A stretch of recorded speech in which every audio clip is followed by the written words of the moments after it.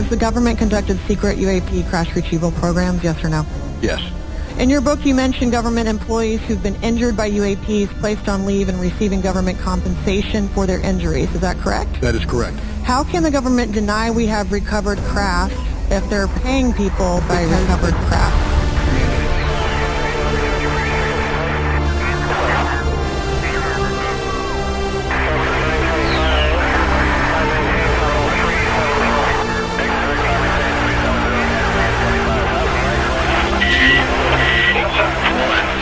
Welcome to the Soul Trap. Once again, we circle back around and we are talking this particular episode on wonders in the sky. The Bible says in 2 Thessalonians, and for this cause God shall send them strong delusion that they should believe a lie. Not the lie, which would lead you to believe that it would be the lie of Satan or the lie of the Antichrist, but a lie. Will send them strong delusion that they should believe a lie. I've often wondered what is the lie that they will believe. In fact, Jesus spoke in Matthew and in others when he was speaking on the Mount of Olives that it would be such a confusing time, such a deceptive time, that the very elect themselves would be deceived if it were not for his intervention.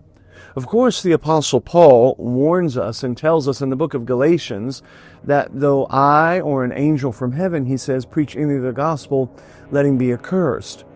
The end-time book of the Apostle Paul, the book of Colossians, which is the only book that he wrote that mentions the Laodicean church, which is, of course, the end-time church, warns about angels and Christ himself.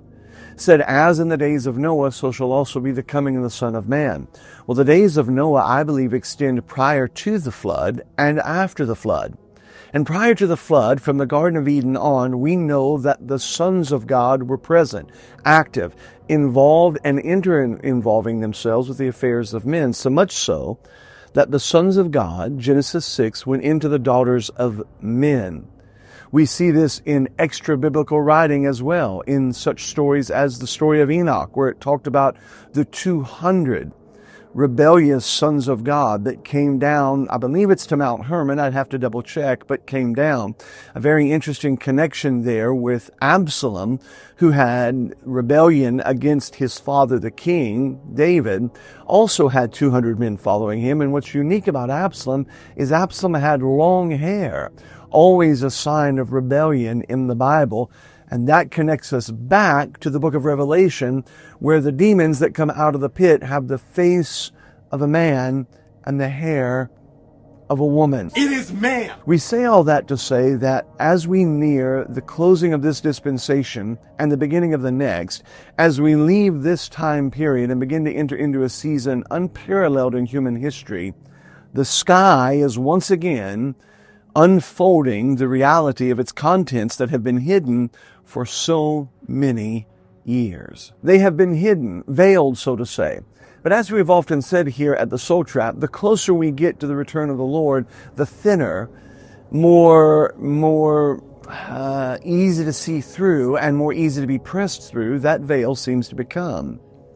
And we are seeing more and more things that used to be absolutely just a weird, off-the-grid, dark conspiracy, all kinds of stuff. That kind of crazy guy that goes off the deep end.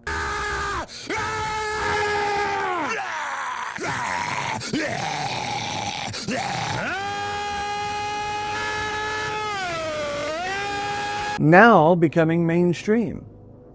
We used to talk about these weird, awful elites that were involved in sex trafficking and minor and all that. Well, that's the Epstein files, and it's mainstream. And we used to talk about the wonders in the sky, the UFO phenomena itself. And that was something that we were laughed at, scoffed about. And I'm not talking about decades ago.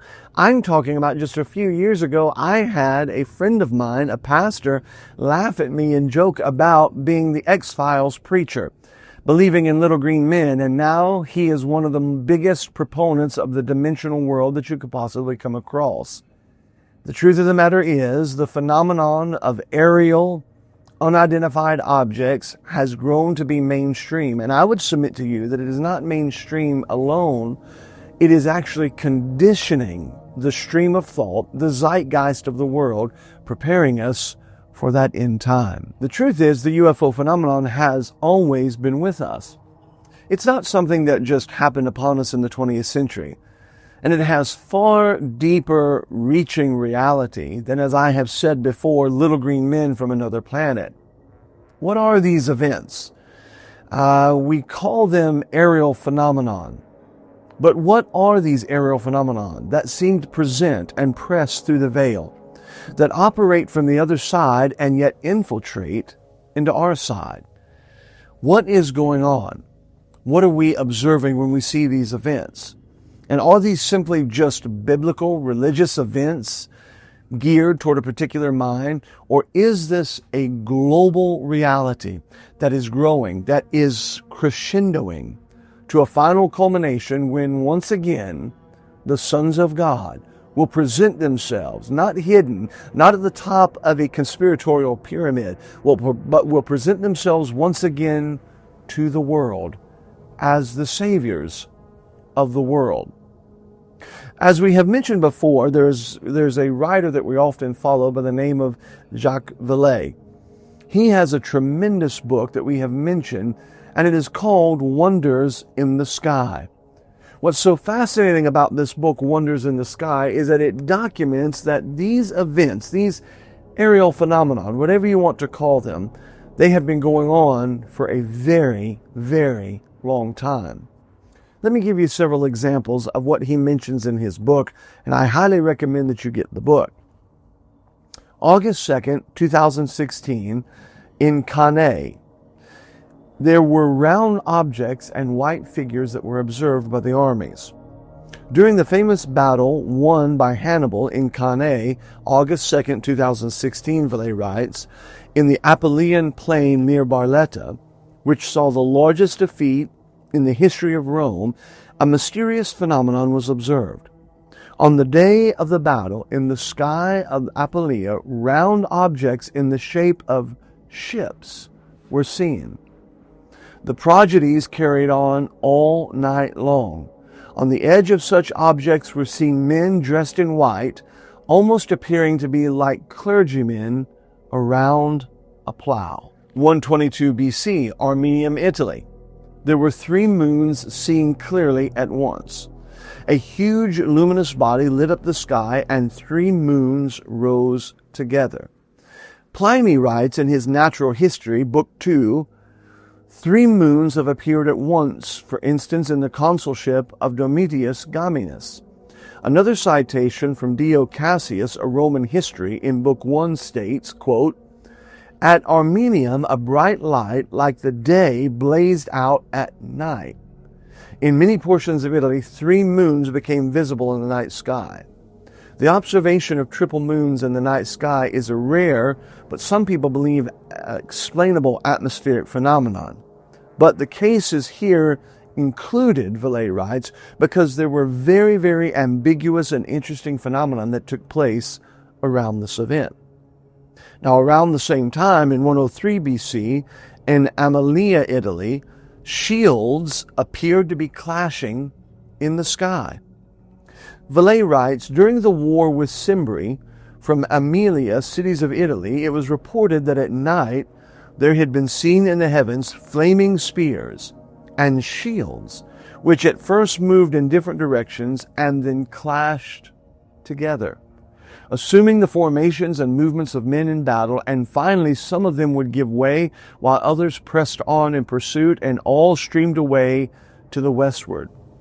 The description of the object's behavior is puzzling, radically different from what would be expected in the case of a meteor shower, nor does it fit well with an aurora borealis.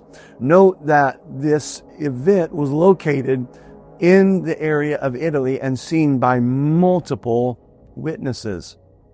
Now, when I read that, I often think of the story in the book of Daniel, where one, and I believe it is Gabriel, or one of the angels, is talking to Daniel and said, I would have gotten here sooner, but I was hindered 21 days. It was a war in heaven. And he needed Michael to come and fight the Prince of Persia so that he could come and deliver the message. But he had to go back to assist with the battle. A 21-day battle that took place in the skies above Persia that Daniel was unaware of. This has been going on for a very long time.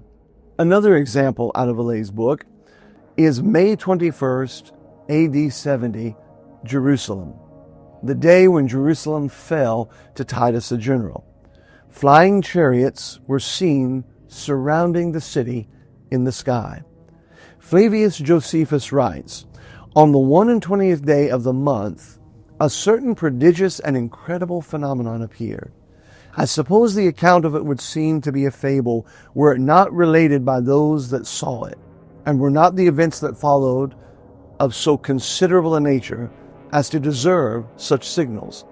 For before sun setting, chariots and troops of soldiers in their armor were seen running about among the clouds and surrounding cities." And lest we think that it was just something taking place in the Middle East or Italy, in November 879 AD, there was also reports in China of what appeared to be two suns fighting. Quote, "Two suns fought energetically in the sky. On another day of the same month, two suns fought and then merged together." Note that this is a very similar phenomenon that was reported within this time period, also in Japan. They would clash, they would move, they were circular in nature, they would fight, and then they would disappear.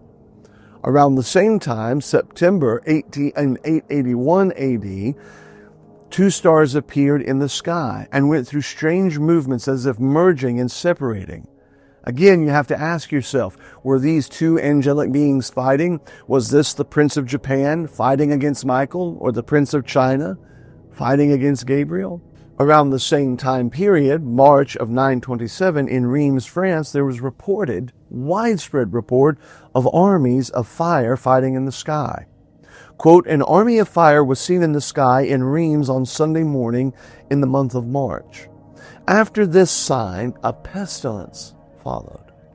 This citation from the Flodard is an example of a frequent description for which we have no precise correlation in terms of optical or atmospheric phenomenon. It's interesting to remember how connected the events in this world are with the events that are immaterial. The material answerable to the immaterial. What I mean by that is, remember that all of the plagues that took place in Egypt, in the book of Exodus, can find direct correlation and connection to the gods that were celebrated and worshipped in Egypt. So much so that in the book of Egypt, God said, "I'm not just going to judge the Egyptians and their firstborn, but I am going to judge their gods."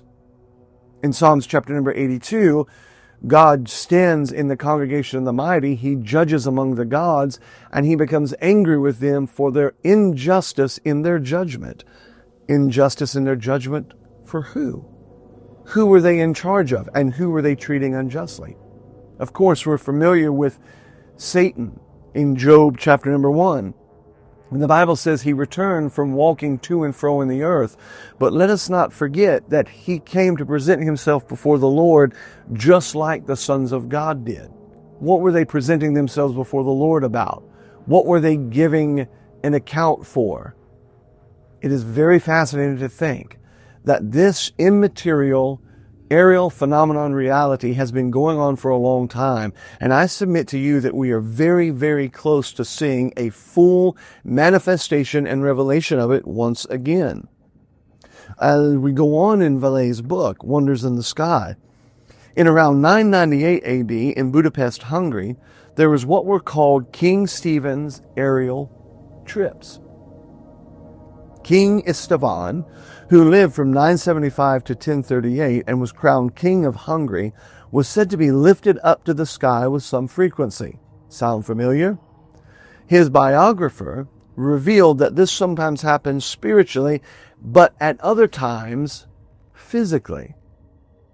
And then there is the story of the Abbey of Saint Leger in Courtières, France, the bedroom,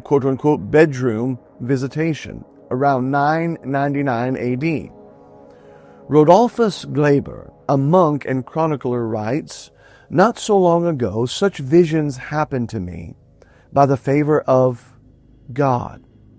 At the time, I was staying in the monastery of the martyr Saint Leger, also named Abbé des Champs.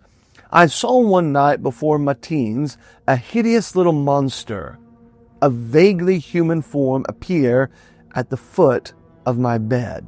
Now, let me pause there for a second. It's always interesting to me to connect dots.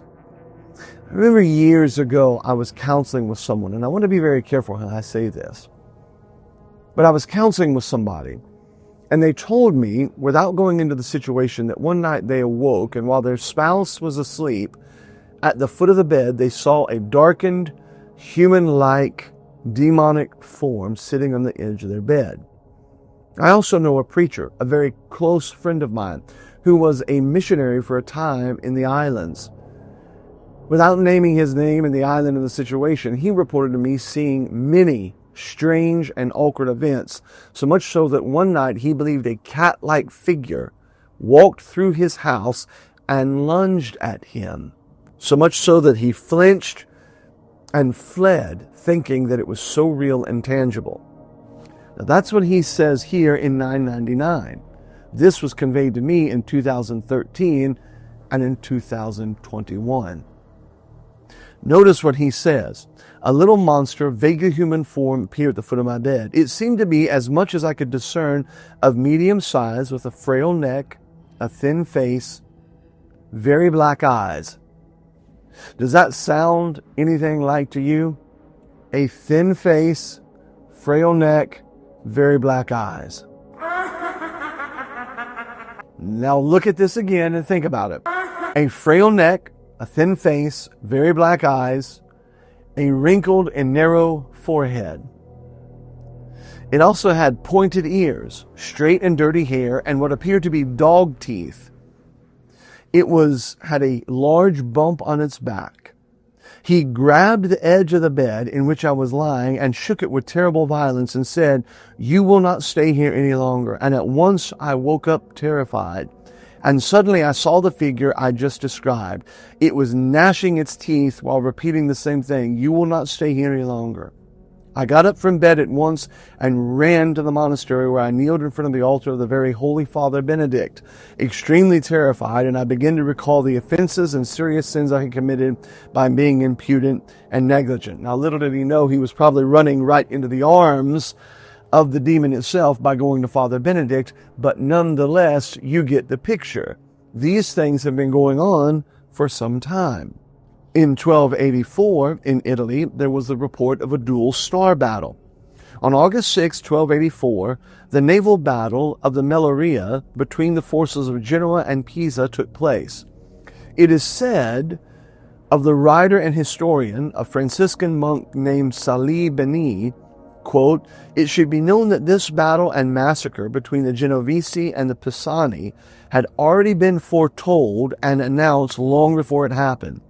In the town of St. Rufino, in the Diocese of Parma, some women were washing linen at night, and they saw two great stars meeting in the sky. They drew away from each other and still collided again, chased one another more than once." And then, in August 7th of 1566, in Basel, Switzerland, there once again was reports of aerial combat. Many black spheres in apparent aerial combat. Several turn and end up turning red and then disintegrate. Quote, "At sunrise were seen in the air numerous large black balls that flew at high speed toward the sun, then turned around, hitting one another as if they were fighting. Many of them became red and fiery, and later they consumed themselves and were extinguished. A contemporary engraving shows the spheres in the sky above the, quote, Munster Cathedral. You can see this picture called the sighting of Basel on the screen." So as I've said, this has been going on for a long time. And not only has it been going on from the aerial visitation and the aerial observation, but people here on this earth, pre-industrial, pre-Renaissance, and maybe even AD, the appearance of our Lord and Savior. Well, they seem to be clearly aware that something or someone up there was both visiting and observing. One of the most underrated and yet clear cases of this are what's called the Nazca lines. The Nazca lines are a series of giant geoglyphs in southern Peru and the Nazca Desert. Now, there's some argument among researchers, and I mean biblical researchers, there's some argument as to whether these Nazca lines would be post-flood or pre-flood.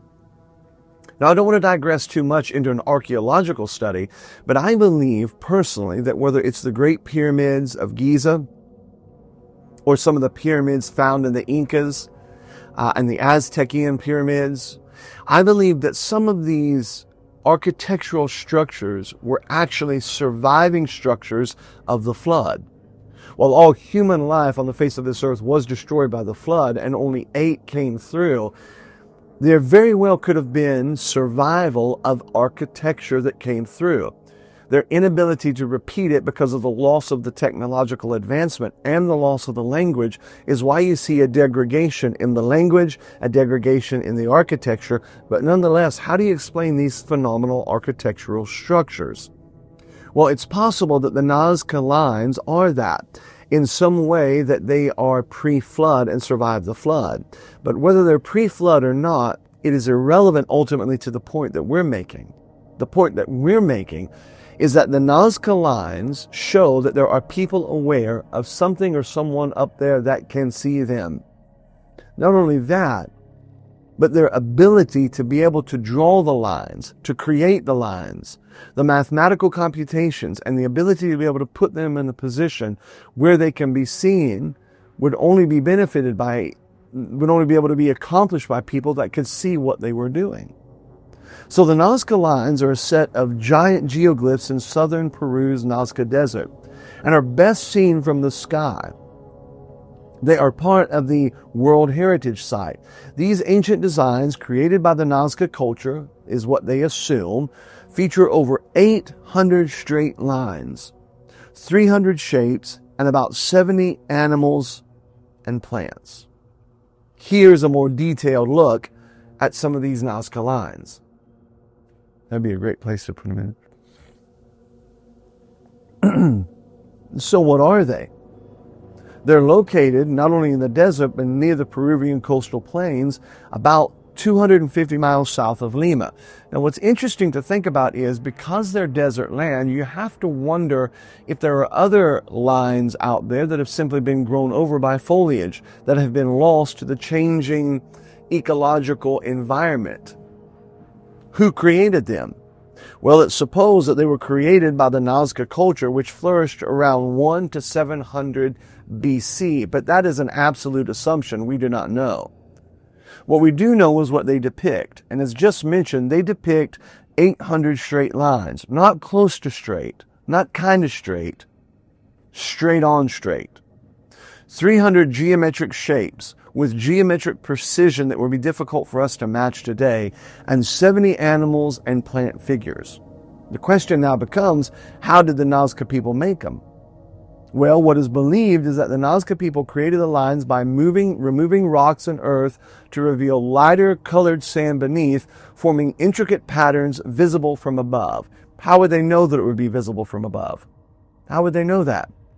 And the question is, more importantly, who would they want up there to see these signs? And maybe even another question is, why? The purpose of the lines is still a mystery. There are some theories that suggest they were used for ceremonial or religious purposes, or that they have astronomical or agricultural significance. Now, the best way to see the lines is from the air. You can take flight over the area or by standing on nearby hilltops. But even standing on nearby hilltops, you do not get anywhere near the full orbed picture of what they did. They were originally discovered in 1927 by Toribio Mejia, who was an archaeologist. And besides the Nazca lines in Peru, there are other locations with very similar and significant ancient geoglyphs, including the Atacama Desert in Chile, the Paracas Peninsula in Peru, and the Blyth Antilles in California.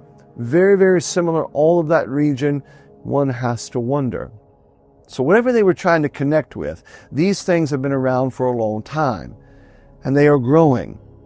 What is interesting is from a study, there's a very interesting study about the variations of the shapes that are being seen. The shapes and the ideas of what's being visited, what's supposedly visiting us. Now, there is a list that won't necessarily satisfy the entirety of the whole thing, but there is a list that you can track to see the different shapes that are primarily seen. For instance, in the majority of sightings, the sightings show that there are about 7,900, almost 800 egg-shaped sightings, almost 10,000 disc, 10,000 fireball. There's about 2,000 diamond-shaped, about 2,800 that are rectangle-shaped, about 5,000 show a changing, a flexing of the figure. What's interesting is there is about 20,000 that show a triangular figure, but by far, even though you have about 6,000 that show a cigar shape, by far the largest grouping of shapes is the orb. Makes you think of ball lightning. Makes you think of what we just read about the basal sightings. And it makes you wonder exactly what is the nature of the sun and the moon.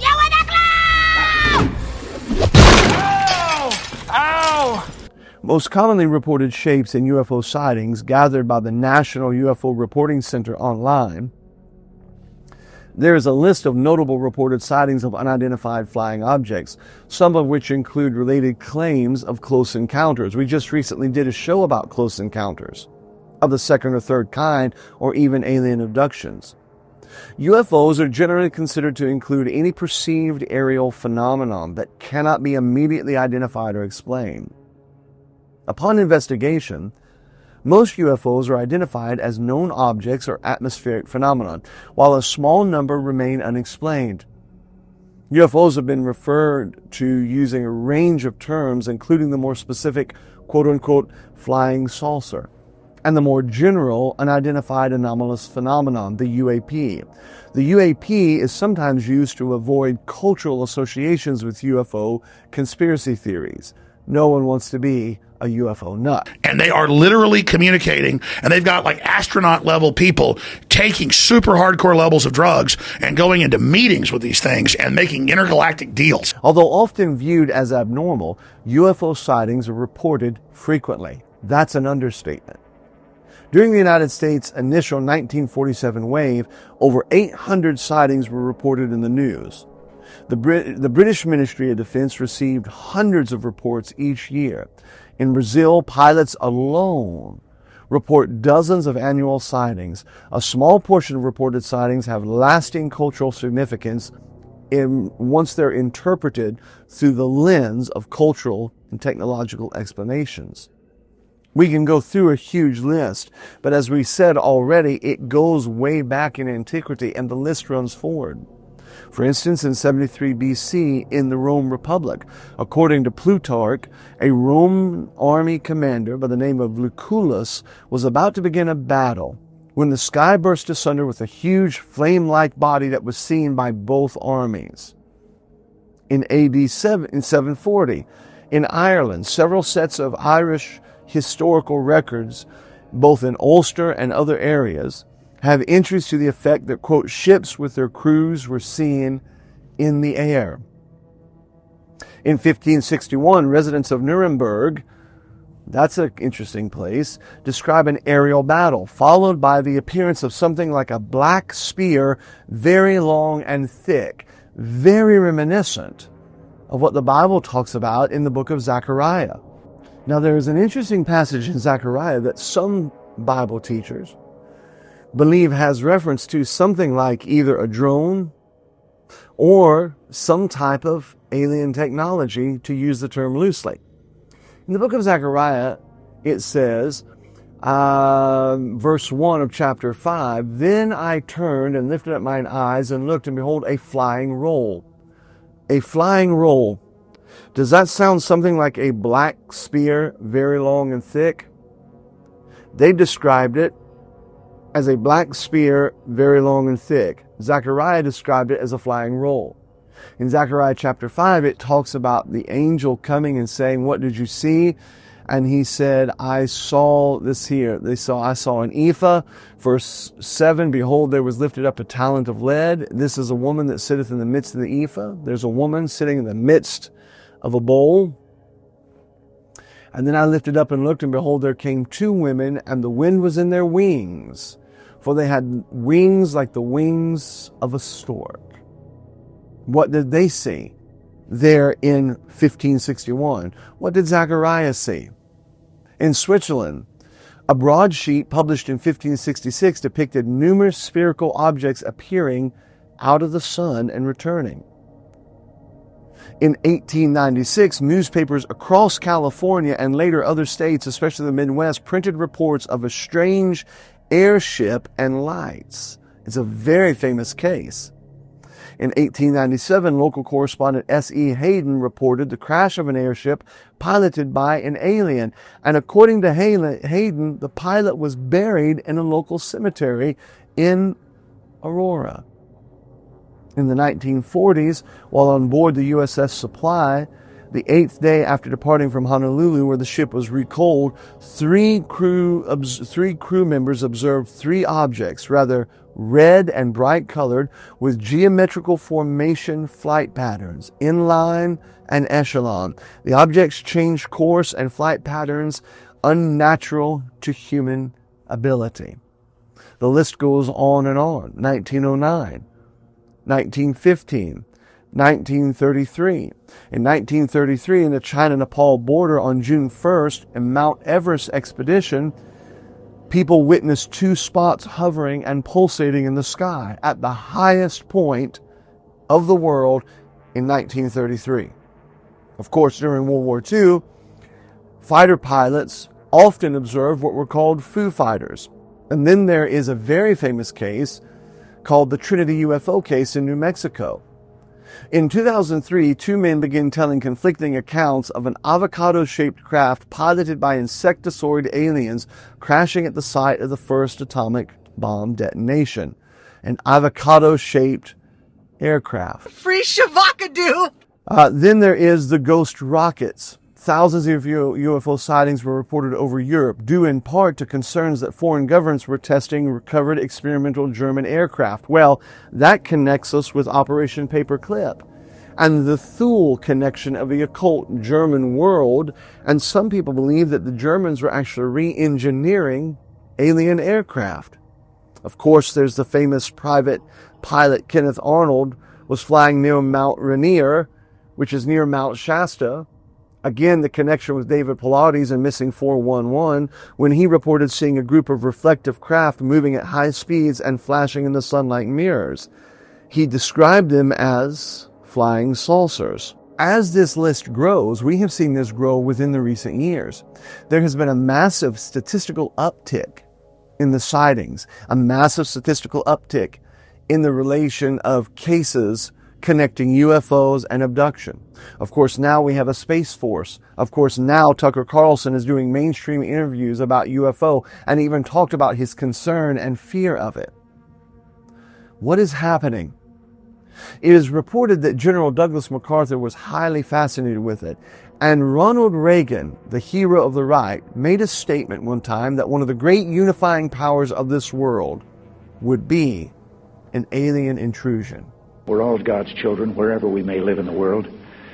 I couldn't help but say to him, just think how easy his task and mine might be in these meetings that we held if suddenly there was a threat to this world from some other species, from another planet, outside in the universe.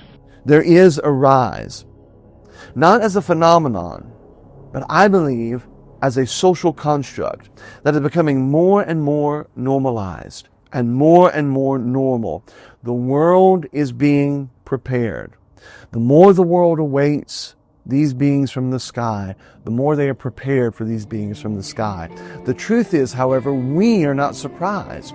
We have known them They have been around from the Garden of Eden, and they will one day return again en masse to promise the Garden of Eden. Only they will not bring heaven on earth, they will bring hell on earth for about 7 years until the true rider on the white horse arrives. In the meantime, pay attention, be alert.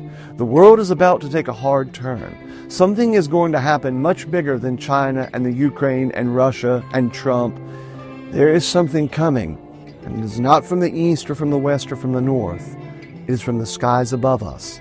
The wonders in the sky have been with us for a long time, and they are getting ready to make an appearance once again. Behold, they come.